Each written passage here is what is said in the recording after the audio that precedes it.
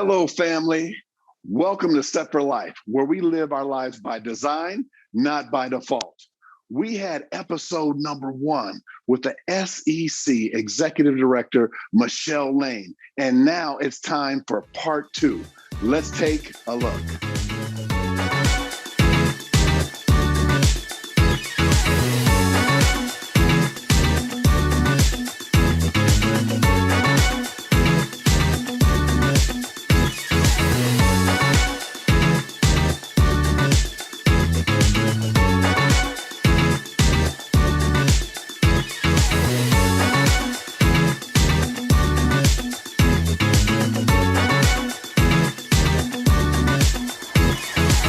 Welcome back, family, to SET-4-LIFE with Pastor George. So, Michele, we were talking about, and other things about large cases. Was there any other ones that were pretty large that involved real estate? Because we also see about, I know it's different things in the area of SEC, but also, what about an area of real estate? Were there also some cases that were large in that area?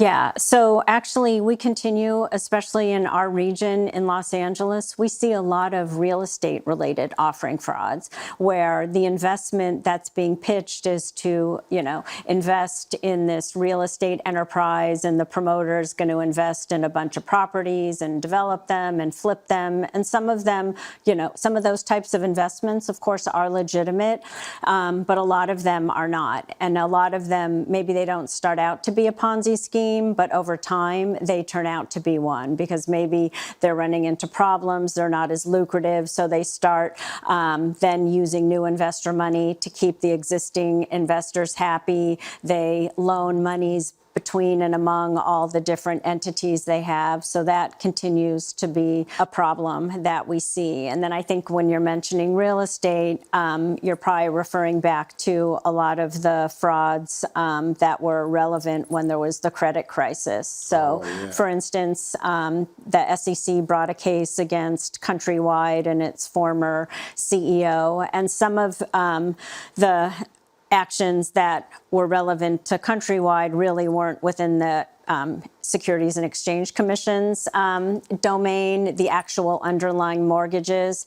But the action that the SEC did bring is that the company itself was making a lot of false statements and misrepresentations about the viability and the prospects of the company, not really highlighting the risk to shareholders that if interest rates started going up, that what that was going to do to all these underlying loans, and when the credit froze, the company essentially suffered huge losses. Right. So can I just tell you how, as community leaders, and I'm talking to everybody here, this community leader in all these areas, how we can work together is, do you know that we knew about the fraud, or we knew about this early? So what happens is we do seminars every week, and everybody in the chat, type in when you think I'm not telling you. Remember, by Inglewood, we had people more mature. See that? I see I'm being nice. So we had people that were more mature, seniors, let's just cut across the field. They would come to us and sit down to us and say, we want to go over we teach a class called budgeting. And also, you guys, we teach a class called Do Good. It's called Get Out of Debt. We teach this class. Women and men came and sat down in our classes, and they said, hey, my daughter told me that I could go get a loan and my mortgage would go down and they'd give me $80,000. And my daughter said, give me 30 and I'll move out, and then you'll have $50,000 to fix up your house and your mortgage. And they said, and your payments will go down. So now I'm like, that doesn't make any mathematical sense. So what I'm describing to you, as you know, is a negative amortized loan. But see, they were never explained risk. And they were never saying that, hey, by the way, your mortgage is actually getting higher. Most cases it was about $1,000. It was actually getting higher. And I don't think it was being explained to people properly. So do you see the part about doing your research, understanding it, and walking through that, and in doing those areas? Anything else you'd like to add to anything else about just in those areas that would be helpful to people that they make sure that they want to make sure that they do? No, again, well, also when you're making investments, to understand, we talked about this initially, what are your goals? What is your risk tolerance? How old are you? How much time do you have to save? So all of those different factors go into, whether you want to make an investment. But first and foremost is really understanding the investment. And to your point, on some of those mortgages, there were dates by which then the interest rate would get reset. And when it was going up a lot more than anyone, than those folks thought was going to happen, their payments skyrocketed. And I'm sorry, I get so mad. It's the two things. It's the seniors, and when you guys mess with people in the military, it was everybody. Kids, senior, it's everybody, I think. But it was just that when people are coming in saying they make $1,500 a month, and then they're going to take their mortgage out, like, you understand that it's going to exceed that. So I don't even know how people qualify for those things. So you always want to make sure, everyone, that you're telling people the right things and you're doing the right things. Now I'm back to the questions again. So if you do fraud and if you do these things and you get caught by the people, then what are some of the penalties that people, the other one, I don't know what the size, you have to kind of tell me the size, was $1 million, couple million, the one that was doing what was the size, what are the penalties? Yeah, so the size in the Ponzi scheme I described, where the individual claimed to have all these deals with movie companies, close to $1 billion was raised by billion, investors. Like with a B, billion. With a B. And the most of that money went back to other investors in the form of Ponzi payments. So what the SEC can do is we can go into court and try to stop something when it's ongoing. We can get an asset freeze if there's some money or assets left to get them frozen. We also, when we can recover money, have a way to try to return the money to investors. We can get money penalties from somebody, an individual or a company they charge. But what the SEC cannot do is put people in jail. We're not a criminal law enforcement agency. We're a civil law enforcement agency. But what we do often do is when we see conduct that clearly rises to potential criminal level, we can refer it to the criminal authorities, to the FBI, to the U.S. Attorney's Office, and then oftentimes we will work in parallel with the criminal authorities and bring our respective cases together. Yeah. When people show them at the door and they open up and everything, so they can still crack on you. I'm sorry, we're in Inglewood.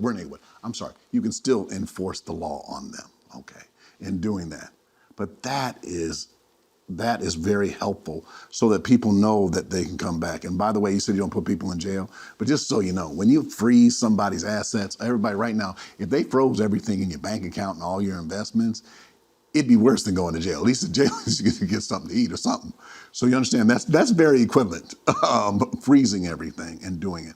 You notice I noticed that sometimes people come and they kind of target certain groups, like churches, fraternities, sororities, and then I'm not going to get mad now, our military or just different groups. So how do you handle that type of fraud, or what do you call that? Yeah, so we call those affinity frauds, and just like you explained, Pastor George, those fraudsters target people that have something in common, and often where there's relationships of trust. So we have seen frauds perpetrated against military, seniors, sometimes local churches, mosques, synagogues, the Amish community, the Orthodox Jewish community, the Christian community.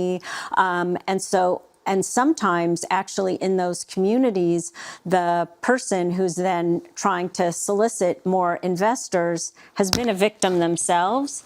But what makes it very challenging sometimes for the regulators is it can be a closed community and there's a lot of trust. And so even if maybe an investor who's part of the community is a little bit suspicious, they're very reluctant to come forward for fear of bringing shame or embarrassment to the community, to themselves.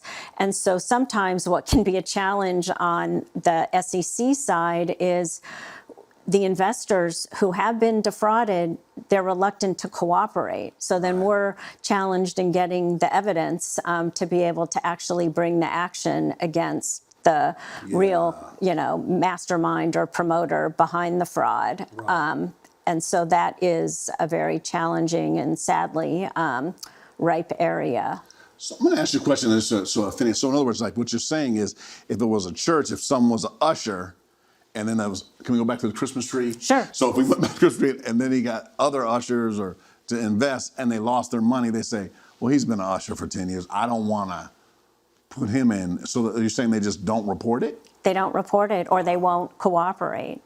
That's okay. And sometimes, just because there's that trust, like, well, Pastor George is invested in this thing, and like he said, it's doing really well. And so then people are assuming, well, if the pastor invested, then like this must be fine, but the pastor might have been defrauded. Right. That's, what's so interesting is, if you ever notice, everyone, whenever I get up and whenever I do a seminar, one of the things I do, I always use the disclaimer up front. You know what I mean? Like, hey, I'm just using that, or I'm just teaching here today. And doing that, we always do that. And no one's immune. I mean, teachers have been targeted, federal employees have been targeted. How do they do that to the military? How do you do that? I mean, but how is it perpetrated? Like, how do they? They'll go, hang out near a military base. They get names and lists, and they target, just like a lot of us at the SEC, and I was one of them. We got, a mailing to, we have a thrift savings plan, which is like the federal government analog to a 401k type thing, to take our money out of our TSP account and roll it over into one of their investments. So these lists exist somewhere, or especially with, all the data that is online. I think there's ways that people target certain communities. What is a way for people not to be scammed? So if they're going to invest money, let's just say brand new, and you're saying, what are some things they should do to set themselves up for success to be an investor? What should they do? Yeah, so that's a great question. So there's a lot in there to unpack. So again, first, what are your objectives? How old are you? Where are you in life? So for instance, I think most people are familiar with compound interest, right? So that is when your money works for you, and then kind of exponentially, because then you keep getting interest on the interest from the underlying money you put in. So if you start to invest very early in your life, then over time that will build a lot greater than if you started investing at age, 55 or 60. Then there's also diversifying what you want to invest in, and allocating your investment, i.e., some of the, don't put all your eggs in one basket. Right, she's going to go on, but I just want to make sure that you guys are getting that. So the first thing is, we're looking at our investments. We're saying how are we're going to invest, understanding our goals. Remember, that's one of the first things we talk about. Set a goal. So when she said goals are like, I want to retire. I want to open up a business. I want to have these goals. So we're walking through what the goals are, and we're doing that. So then what do we do next? Yes, so now you have your goals. No, excellent question. Then you become made aware of an investment opportunity. Do your research. So again, investor.gov. Go on that website. You can type in the name of the financial advisor, the broker, the promoter who is, soliciting your investment, or who you've heard about and you reached out to.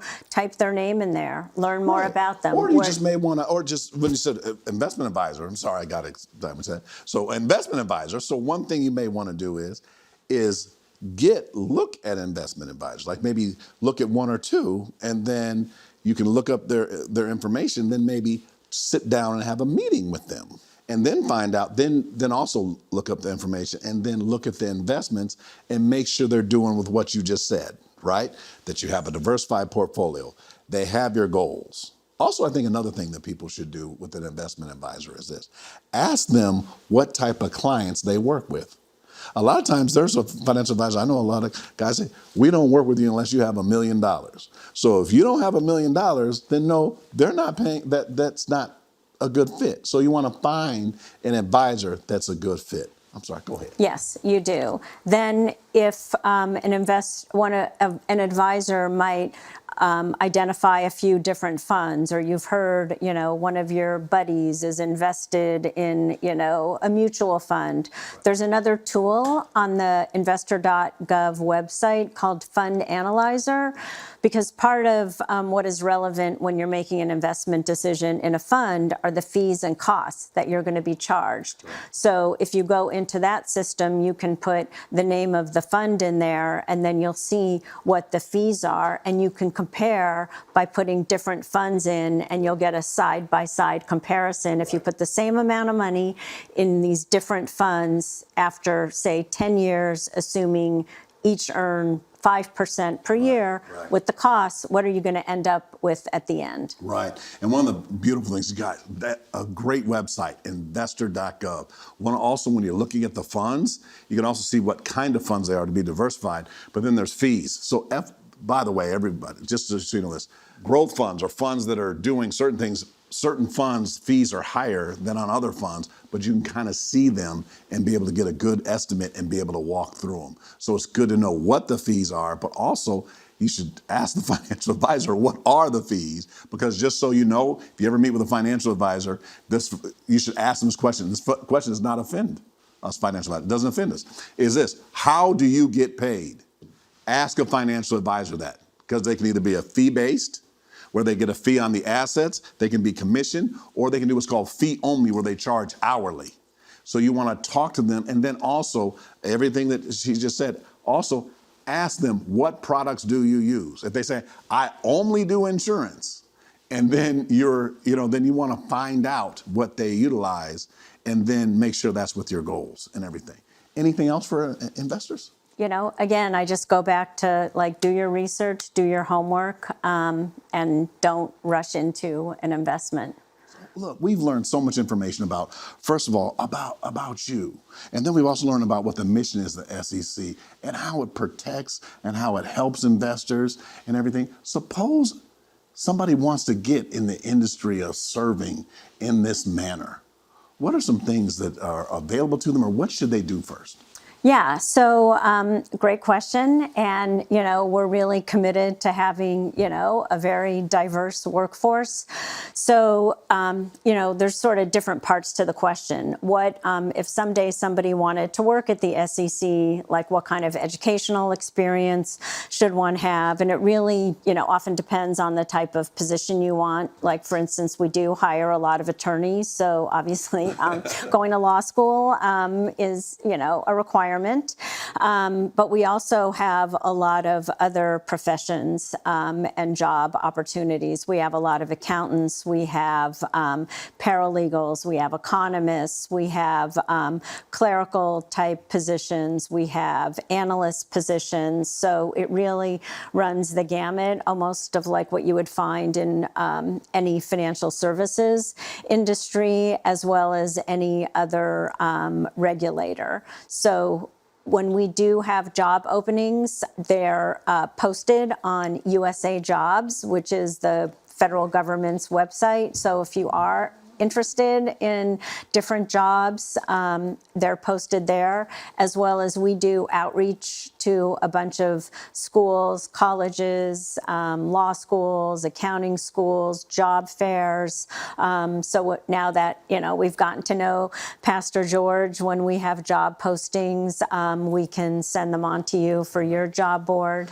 Right. We have actually a job board. So as you guys know, every Sunday I count jobs, and we call it Job Check. We have a job, and I want to make sure that you guys will make sure we get the information from you, so we'll be able to post it, be able to put up as well. Because also, as you know, we have members of our church that work for the SEC, and they came up, and when she came up to me, she said, "Hey, I see your show, and we want to be able to do this." And that's actually how this started. Is that, and you never know. And then he said about having a diverse group is that most of the people that I've met, is very diverse. Also, women friendly. There's a lot of in everything that we met and everything. So it's a great opportunity. And me personally, I feel like I'm they call it honorary. I'm like an honorary member, because I call and I find out information. And I also look and be very vigilant. So everybody, we want to do that. But then also look at that. Look at USA Jobs. And let's look at that, but then there's also look at the opportunities for that and in doing it. So I think that that's really good.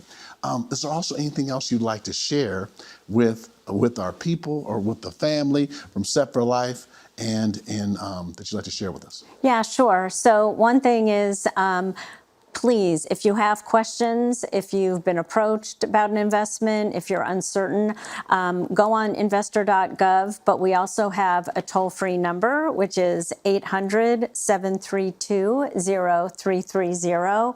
And you can also contact the SEC at help@sec.gov. So if you call that number, a person will actually answer the phone and Really? speak with you.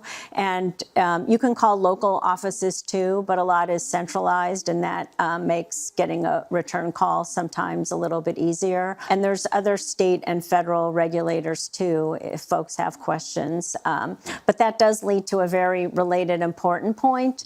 The SEC does not contact people and ask for their personal information, their financial information. Right. So we didn't have time today, and I could go on, as I'm sure you can tell, on a lot of different scams, but we've had scams where people scamming the impersonate SEC personnel, have used the SEC logo to claim that they're some related agency. So again, some of it is pretty professional looking, and if you're not very familiar with the agency, people did get fooled. So again, it's just always important. If someone calls you claiming they're from the SEC, you should ask for their name and phone number and the general number of that office, and then you call back and make sure that person works there. Trying to run a scam on the SEC would be like going into a police station trying to rob them. I mean, like that would be the last, that's not very well thought out in doing that. But so first of all, though, I want to thank you so much for coming. And I pray this was a blessing for you. One of the things we want to make sure that we covered today was, number one, is understand this. The SEC, Securities Exchange Commission, is here to help you. And they have not only a website, but they have so many resources that you can leverage that will help you. So I want to make sure that you utilize this. And then also, I taught a series called Generational Wealth, where I was talking about doing things. And you have to have a generational plan now for your security. Meaning this, there used to be a time when people used to come up and rob you, but now it seems like it's all digital. Like you're sending someone gift cards, you're doing this other type of thing. So I want to make sure that you have a plan to protect your family. So also make sure that you share this with your family in all that we do. Michele, thank you so much for joining us today. We learned so much information. Thank you for coming. Oh, thank you so much for having me. This was delightful. Yes, it was a blessing. This is exactly what I wanted for us to do and for us to learn. So look at this. We learned, number one, how to leverage the SEC. It's an organization that is here to help you and also protect you from any type of scam, and also that you can get to know things. And then also the protection they put in place, also by all the things they do in the area of regulation. And it's really a blessing. Hey, look forward to seeing you on our next episode.